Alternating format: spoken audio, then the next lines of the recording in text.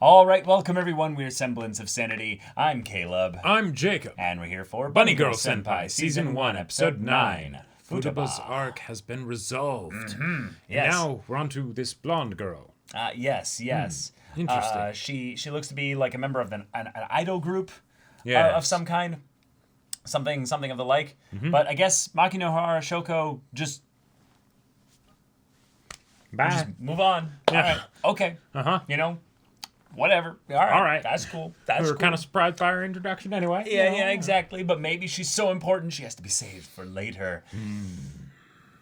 For something deeper in the story that has to do directly with Sakuta.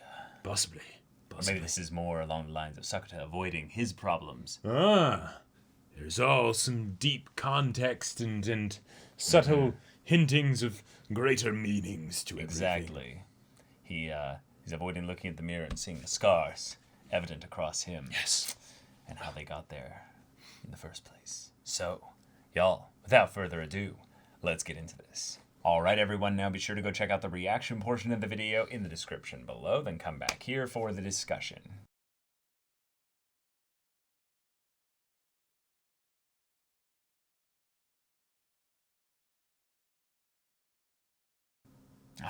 Okay. All right.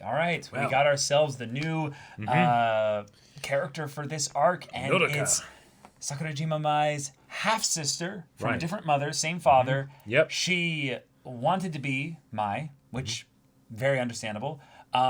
It's the awkward dynamic of where, because she has a different mother, the mothers were competing with each other and pushed their Using them as girls clubs. into, a proxy war. Yeah. So that they can basically lord over the accomplishments of their respective daughter towards the other. This is the kind of shit that makes me want to remove people's ability to have children. Actually. So I have had, I've had maybe 2 instances of this in my entire life, and they're always when I am indisposed in some kind of a occupational capacity. So when I am on the premises of a business place that, I represent, basically, So as you an can't, employee. respond the way you want. So I can't act out as a rowdy civilian, basically, in the way that I would like to.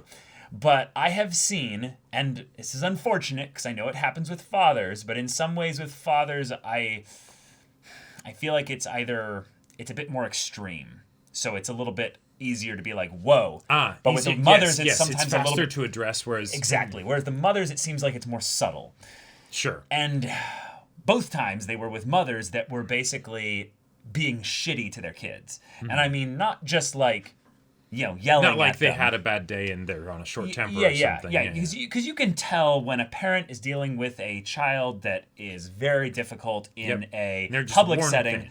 And yeah, and I have a lot of patience for people in general. That's why I think this has only happened really twice in my life. But there was just this overwhelming just desire to be like, you need to shut up right now because you are You're a waste killing of your air. child. Yes, yeah, exactly. It felt like I was watching the equivalent of verbal murder being like set up here, and I'm like, Yep. you need to stop this, not just for like the kids' sake, Right. but like there are other kids usually in these dynamics where it's not just the one kid. Sure. That's where I know it's also kind of some aspect of where the mom is a bit just exasperated and stuff.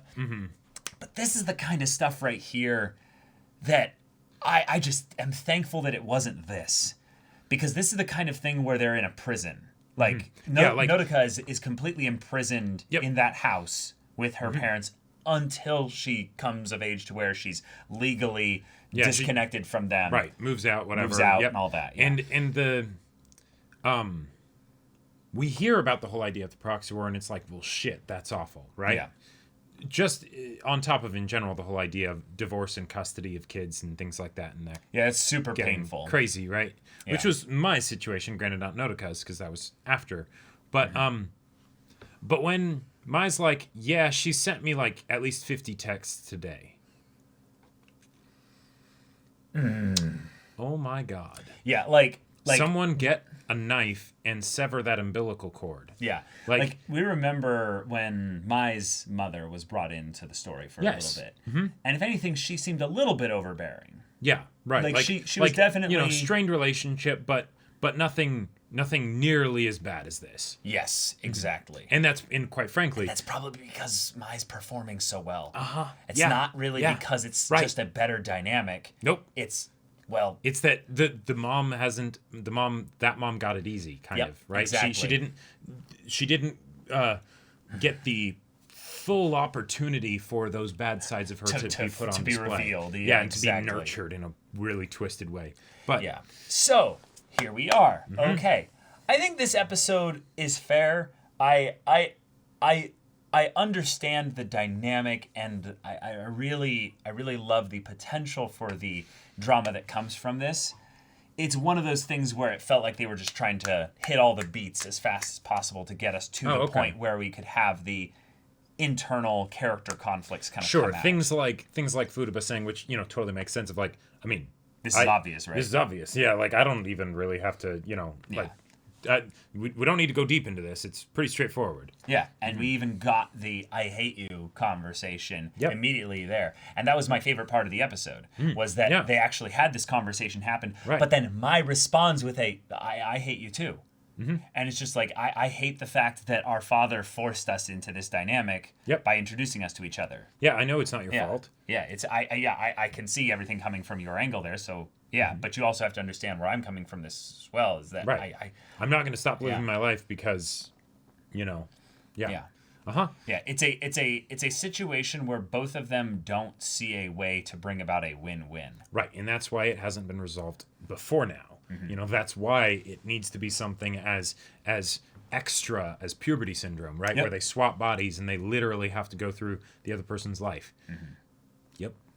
Yeah. Mm-hmm. The part that's curious, though, is what's the tie-in from the previous episode where she wakes up and looks in the mirror? I think that's when the bodies switch.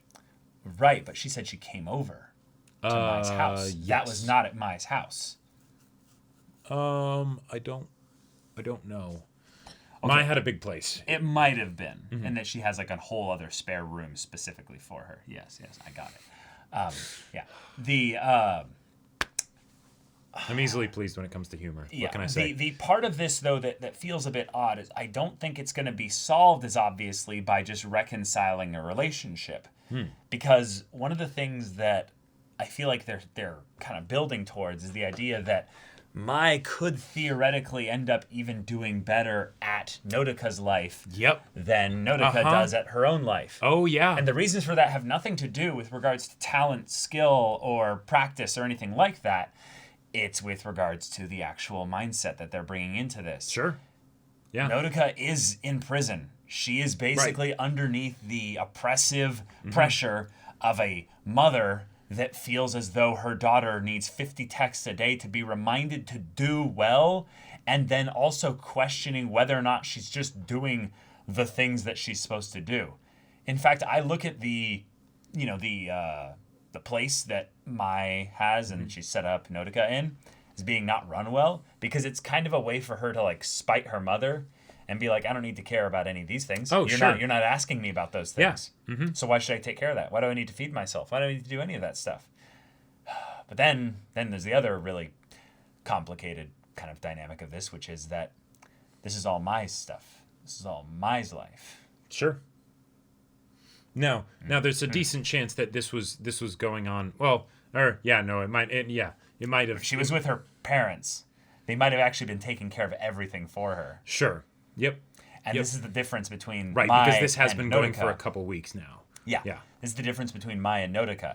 Mai lives on her own. Mm-hmm.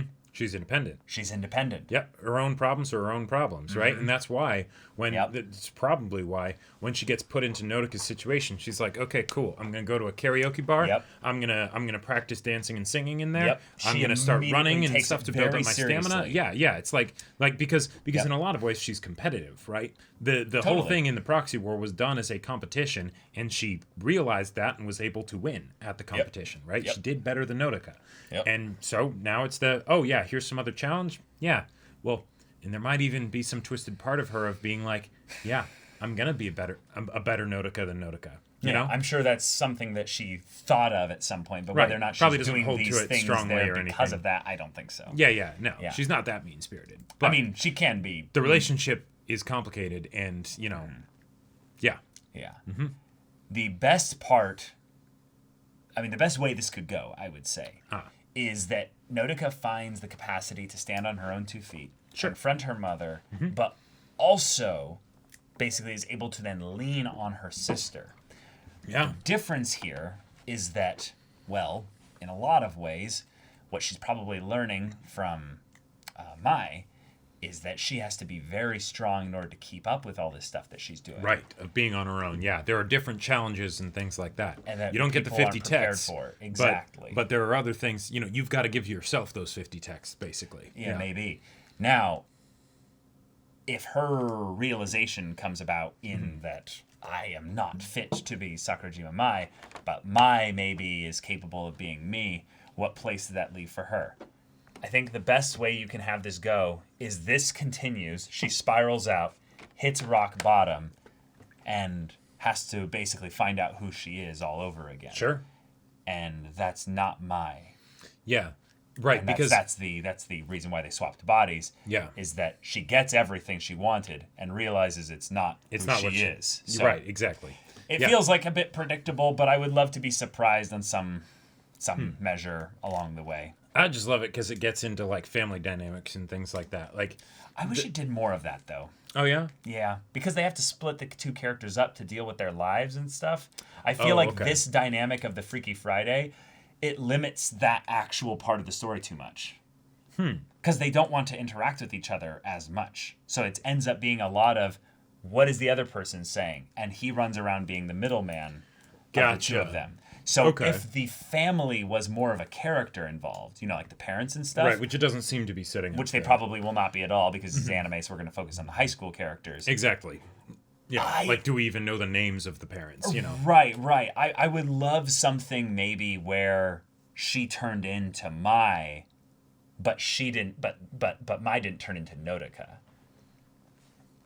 Where it's basically the, oh no, now there's 2 Mais.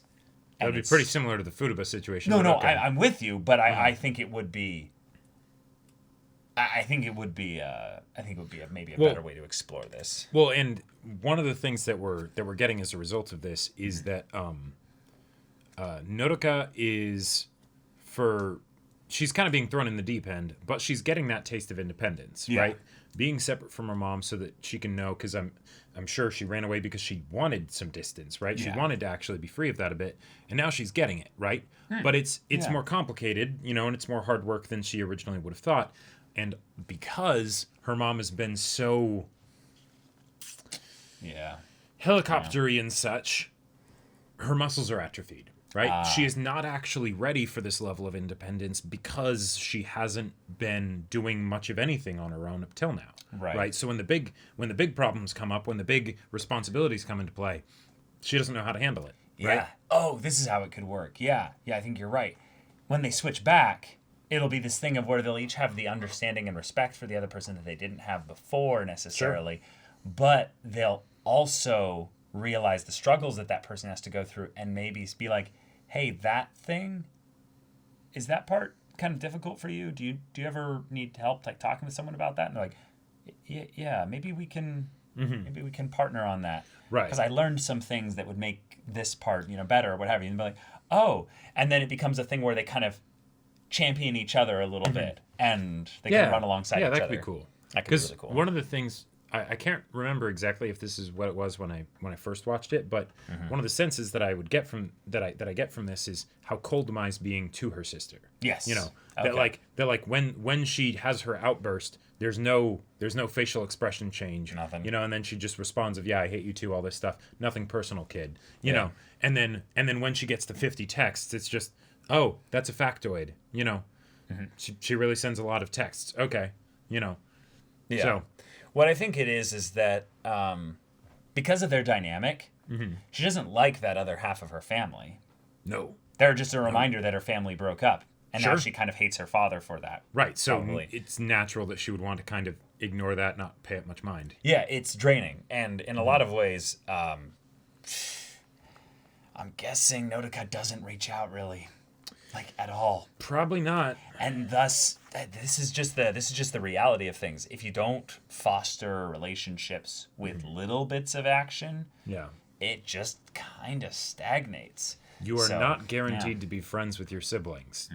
Even less so when you're half siblings that are put into a proxy war on behalf of your parents, you know. Yes. So that's extremely inconvenient. Yeah, like that. That's antagonistic towards the whole idea of them being friends. Yeah. Yes. However, because it's a struggle, if you both find ways to overcome it. Common enemy. Exactly. There are ways in which you can my mother is being an absolute bitch. Mine too. God, why won't you guys need to start a text group, just to keep in touch and stuff. And bring a third party into it so it feels a little bit less, like you have to be all raw and bare and who knows, talk about all that stuff. Maybe you can do a solid for each other, and Mai can just go to her mom and be like, all right, shut the fuck up for one. You are awful, right? You like. And just go off on her, like have some crazy tirade on her, and then just be like, "You're welcome," and like just text her, be like, "You're welcome." Yeah, there you go. Then the mothers fight against each other directly. What did your daughter do to me? She's been texting her nonstop, God, what I would see in this kind of dynamic, if ever, was maybe Daddy's boy playing sports. That was the only ever kind of dynamic where I saw this kind of thing happen. But usually it was more that the worst thing the father would do, at least that I would see, was that they would scream at the umpire. The ref. Right. From the sidelines. And then they get kicked off the field. Right. And it's just like, oh my God, that poor kid. Yep. That is inserting so much of his maybe well-meaning passion. Yeah. Maybe. Into the whole thing. And if there's something like, that's a whole other conversation. Yeah, that's a whole other thing. But, oh boy. Okay. We got Freaky Friday. We've got a body swap. Yep. We've got some cool interactions with Kunimi where he brought his girlfriend into this and was like, hey, you have an older sister, right? And she's like, what of it? Yeah. One of the things that made me think of, though, was, well, why didn't you know about her? She was here, 2 years ago? Yeah. Or, I can't, something like that. That was what she said, something like that. Are they trying to draw some really slow roundabout connection thing where Makinahara Shoko is the older sister of Kunimi's girlfriend? And that's the reason why she's in the What's story. your last name, by the way? Oh, Shoko. Well, that's or the Makinahara. thing. Well, that's the thing. If she is only maybe spoken about through the context of Kunimi, who maybe knows her on a first-name basis or something. Yeah, I think Kunimi would have pointed that out. If it's like, hey, dude, the girl you had a crush on. Yeah, he talked about that she was... Yeah, never mind. Yeah. I forgot that he had actually communicated to Kunimi about the girl that he had a crush on. Right, yeah. Okay. But it felt like to me of one of those things where they were like, hey, this innocuous line here. Yeah. This character that came here, 2 years ago. You should have known her. What's her name? Oh, we're playing the that person game where we don't say their actual name. I'm like, damn it. Who is this? I'm like, this is going to be something important. It's like, no, it doesn't necessarily have to be. It's like, okay. Also, I want to just point out, since... it's a way to stick to the sort of formula situational antics of the show. Of, okay, Sakata and Mai are in a relationship. Yes. How do we make it so that Sakata still is spending a large amount of time with the other female characters in the show without it seeming like he's not being a good boyfriend or things like that or whatever? So now we have a situation. So first we have a situation where we've got time, right? Okay, cool. That does stuff. Then we've got a split. So there's two different people that they have to keep track of. So one each takes care of the other one, right? Yep. And now we're in a situation where there's a body swap. So you're either hanging out with Mai, but she looks like her younger sister, or you're hanging out with her younger sister, but she looks like Mai, but because it's actually her younger sister, you can't actually do any relationship stuff together. because it's the younger sister. So, that was fun. Yeah, that was fun. But yeah, I loved the idea that this is a complicated situation. Mm-hmm. They got all the obvious emotions and stuff out of the way early. Right. Which means in a lot of ways, while I might have some just general on this episode, I'll bet you the next one is going to be really good because they'll get into that complicated stuff. Especially because Mai dropped this cliffhanger of don't open the closet, the tatami, box or whatever. Immediately it's like, I'm like, what's the over-under? And you just kind of had this oh... I'm like, okay, he's 100% opening it then. And I love that he basically uses the excuse of go take a bath or whatever, and because this place is a mess. This place is a mess, yeah. Yeah, I'll make you some dinner. Once she's in the bathroom, immediately opens it. Immediately goes to the spot. Like he thinks ahead, Sakata. He doesn't just do the thing that his girlfriend told him not to. He specifically does it when there will be no witnesses. Right, but the question is this something that might blow up in his face? Or there's just a confetti blast goes out and it's like Sakata, meaning baka. that he really shouldn't look into this. Or two, is this something that's so much something that he's not supposed to look into this or anyone's supposed to look into this? Because Mai might have said the same thing then to Nodoka. Sure. Since she'd be living there. Possibly. But given that, they've interacted a few times and stuff, why is she saying it to him in this case? And it'll be curious to see what the ramifications are for it, because while it's good fun comedy of like, okay, hey Sakata, don't do this thing, Sakata immediately does that thing. There's also the whole idea of, well, hold on, for any other relationship that I might get that, but your significant other just told you and trusted you to not do a thing. And you then immediately go to do it, that's kind of a problem. That is actually a problem. Like that. I would say that if I was Mai, and I found out that he did it and opened it, I would very, very seriously confront him about the relationship as a whole. Oh, yeah. Because there are boundaries. There are boundaries that must exist and must be respected. Yep. If they are not, you have to really wonder about whether or not this person genuinely cares about you more than them. And this is one of those things where let's say what's actually in there is something that like helps resolve the arc or something, right? And it's like, oh, cool, it's all good. It's like, well, is it really? And this is again one of those things where it's if you're in a real situation like this, and you tell someone to absolutely don't do something, kind of like with Nodoka being like, don't peep, and he's like, is this some roundabout way to say, that was exactly like, that I should peep? It's like, no, you can't just do that. Nope. And you cannot expect people to do that, right? Because that's a whole other kind of messed up, right? If there is something in that cabinet that actually would like, if Sakata saw it, then him and Mai could have some good conversation that would help her like deal with some deep emotional issue or something. No. Mai made the decision that she did not want that to go into their relationship. Yeah. So. Yeah, I have probably had 3 instances in my life where I've said like specifically don't do this thing, and it was something where I like deathly meant it. Like it was just like this is for me like emotional life or death basically. Yeah. And all those times when the person did it, the relationship was damaged to the point where they've never recovered back to the point where they were at before. Gotcha. I do not agree with him doing this. And yet because she mentioned it, I don't know about Mai specifically, but I am rather curious as to why she said that. Here. Yeah. And who knows? Like maybe the next episode will start and he'll be like, and then he's like, you know what? No, I'll trust her. Yep. Like, and that's why I think it was weird that they cut the episode before he opened it. Because I'm like, oh, they could be just debating us in the very next episode. He's like, but because usually he's like, I have a really good thing going on here.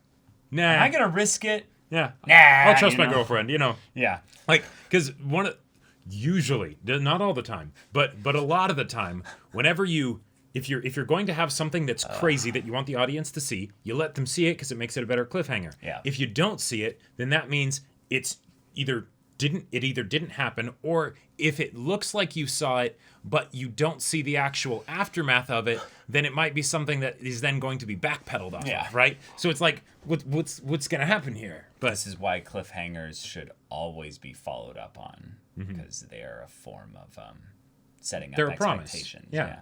So just like your girlfriend saying, don't look at this thing, don't look at it. Right. Sakata, do you still want to be able to say that, yes, I want those legs wrapped around my face? You know? Like, and actually have there be a possibility of that happening? Right, exactly. Don't you want her to continue to step on you? Like, in the way that you recognize so easily? In before it's actually just a gigantic shrine to Sakata.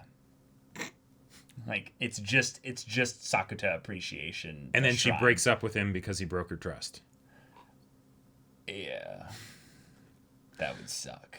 That would suck. That would be an epic drinking story to tell people. Like, once you've been inebriated. So this one time, our girlfriend said, "Don't super look at popular, like model and actress and stuff, and babe, absolute babe." She said, "Don't open the thing." So I opened the thing, and inside's a bunch of pictures of me, like roses and like a whole bunch of shit there, perfume like, and stuff. You know, little memorabilia of things, of places that we've been to together, and like handwritten letters that she was like preparing to send later, and. Yeah, then she broke up with me like that night. Oh man. Oh man, but and then we just watch one more scar go across his chest. Oh my god. Y'all, thank you so much for watching this episode's reaction and discussion. If you want to see the next episode's reaction and discussion right now, though, go check out the link in the description below for our Patreon. You can get on early access there. You can watch full-length timer reactions there, and all this comes with Discord access. You can chat with us in the community there about this show, about anime in general, and also be sure to check out our Twitch channel. We stream every weekday. The info's in the description. Yeah, so if any of that interests you, we'll see you there. But until then, we're Semblance of Sanity. I'm Caleb. I'm Jacob. And we'll see you all next time.